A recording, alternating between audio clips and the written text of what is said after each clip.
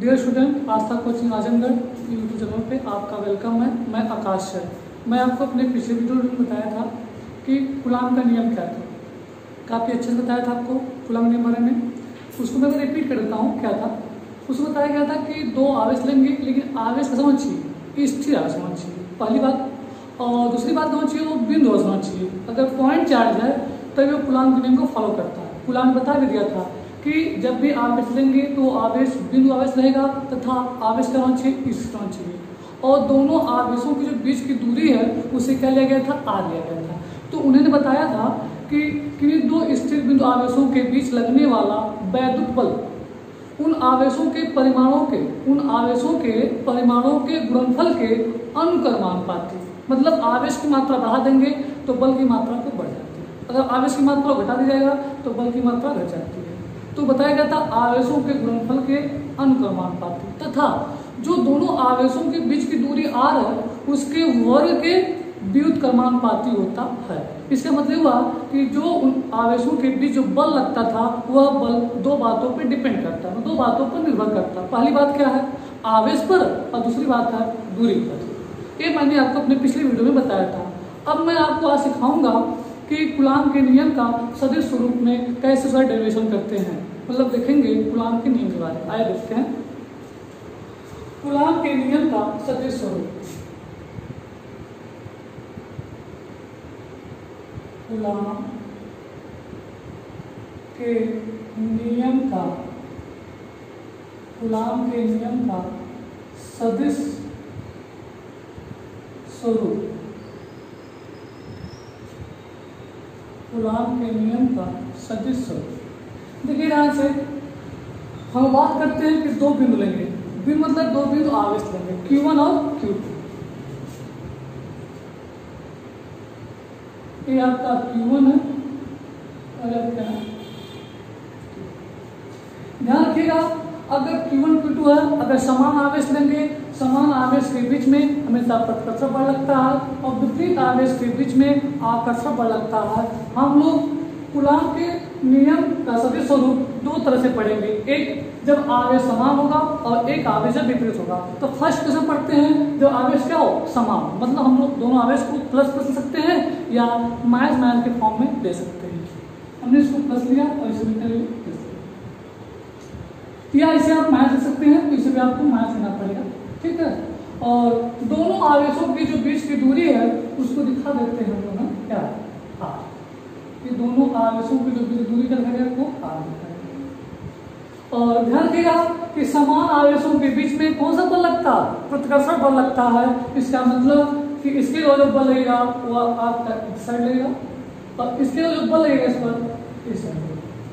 तो ध्यान रखिएगा जब Q2 आवेश Q1 पर बल लगाएगा, Q2 आवेश Q1 पर बल लगाएगा तो जो बल का डायरेक्शन होगा, जो बल की दिशा होगी वो कैसे बनेगा, F12। क्या बनेगा, F12। और ध्यान रखिएगा कि बल हमेशा सदिश राशि होती है।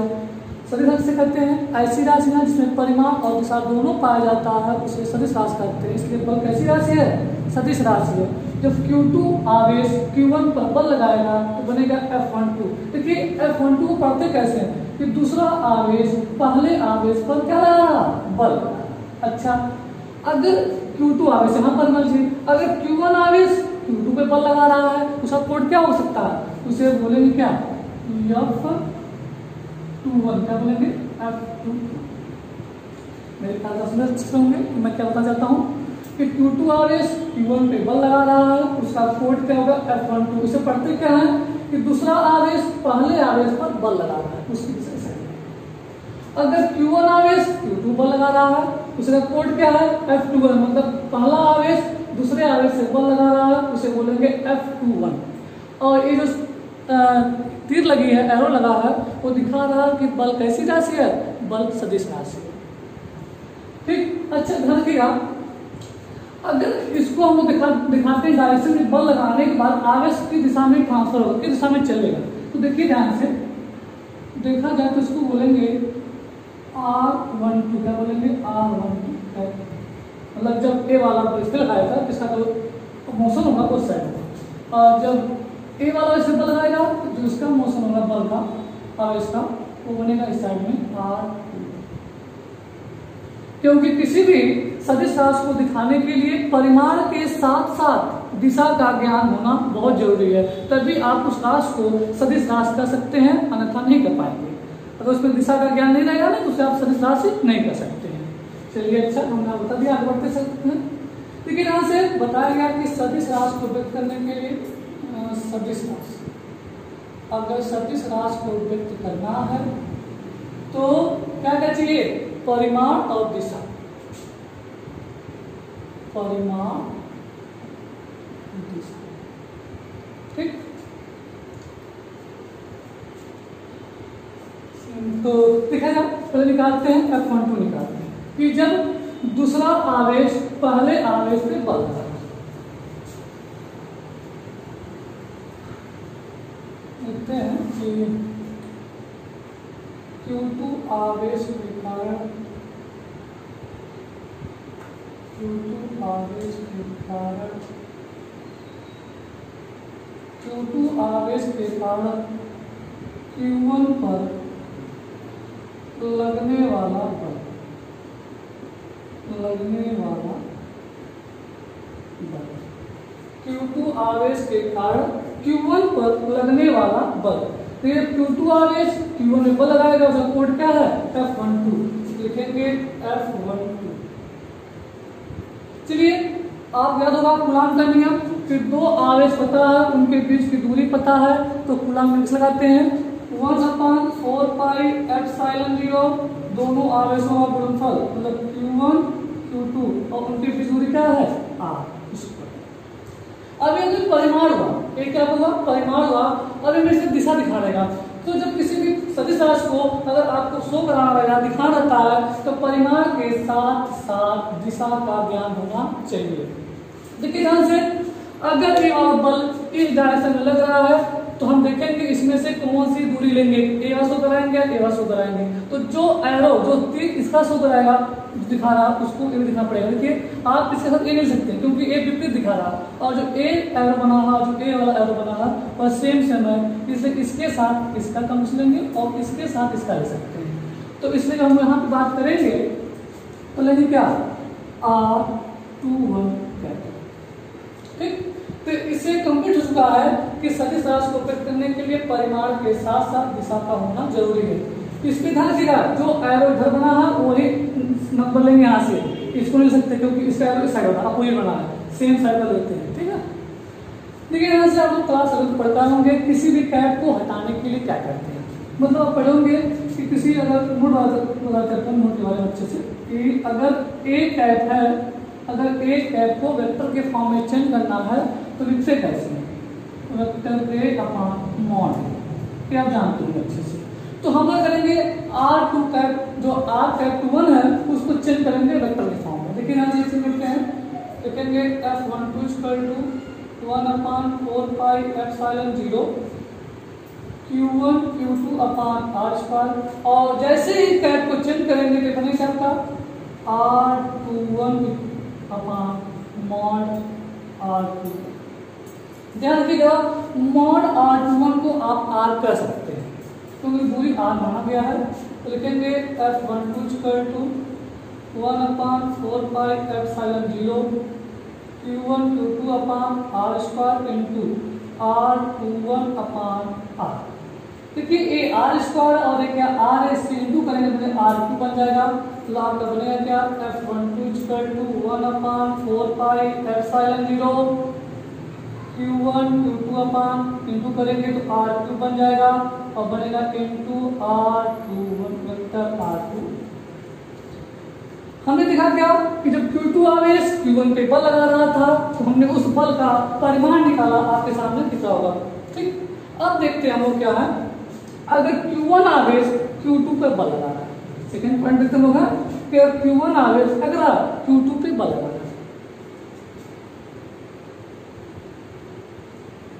Q1 आवेश के कारण Q1 आवेश के कारण Q2 पर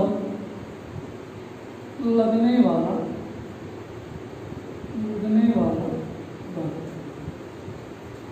तो देखिए यहाँ से जब Q1 आवेश Q2 पे बल लगाएगा, उसका कोड क्या है F21, देखेंगे F21। ध्यान रखिएगा बल कैसी राशि है, बल सदिश राशि है, परिमाण के साथ साथ दिशा का होना जरूरी है। तो देखेंगे कूलाम्ब के नियम के अनुसार दो आवेश पता है, दूरी पता है, तो लगा देंगे कूलाम्ब के जिसमें 1/4πε0, दोनों आवेशों का गुणनफल, उनके बीच दूरी क्या है r² लगा देंगे। ठीक, अब ये परिमाण हुआ, अब दिखाना दिशा। तो ध्यान रखिएगा बल का डायरेक्शन मतलब बल की दिशा जिस डायरेक्शन में शो करेगा वही आप टैप लेंगे। आप दे सकते हैं इस दिशा क्या शो कर रही है, तो आप इसको दे सकते हैं, क्यों, इसे विपरीत है और ये जैसे सेम डायरेक्शन में है, इसलिए इसके साथ इसको लेना पड़ता है और इसके साथ इसको लेंगे। ठीक, तो यहाँ कर देंगे हम लोग r1। ध्यान रखिएगा किसी टैप को अगर वेक्टर के फॉर्म में चेंज करना है, नोट आप दे सकते हैं अच्छे से, उसी नोट को फॉलो करेंगे यहाँ पे। तो लिखेंगे यहाँ पे कि F21 = 1/4πε0 Q1 Q2/r² इंटू, इसे लिखेंगे वेक्टर r12 डायरेक्ट में लिख देता हूँ, जो यहाँ पे आप r12 लिखेंगे उसे r कर सकते हैं। ठीक है, तो देखिए यहाँ से यहाँ पे r², यहाँ पे r आप इंटू करेंगे स्टेप में, बनेगा आपका F21 = 1/4πε0 Q1 Q2 इंटू करेंगे तो r2 बन जाएगा, बनेगा इंटू वेक्टर r12। ठीक है, यहाँ से इसको जब सॉल्व कर रहे थे ये समीकरण नंबर 1 कर दीजिए और इसे समीकरण नंबर 2 कर दीजिए। ये समीकरण नंबर 1 है और समीकरण नंबर क्या है 2 है। ध्यान रखिएगा जो r12 है और जो r21 है, दोनों की दिशा क्या है एक्सचेंज चेंज फॉर्म में, मतलब विपरीत है। तो उसको समान करने के लिए क्या कर सकते हैं हम लोग, देखिए ध्यान से, कभी भी r12 वेक्टर r12 = r21 नहीं है, इस डायग्राम के अंतर्गत ये आपस में इक्वल नहीं है। अगर इनको इक्वल करना रहेगा तो किसी एक की दिशा को चेंज कर देंगे और जैसे जिसकी दिशा बदलेंगे उसके सामने माइनस की साइन लगा देंगे, माइनस के साइन शो करता है इसकी दिशा बदली गई है। तो देखिए ध्यान से मैं चेंज करता हूँ, जो r12 आपका है देंगे r21, तो समझ जाएंगे कि आपस तब इक्वल कहलाएगा जब किसी एक की दिशा बदली गई है। माइनस दिखा रहा है कि हमने किसी एक की दिशा को कर दिया, बदल दिया है।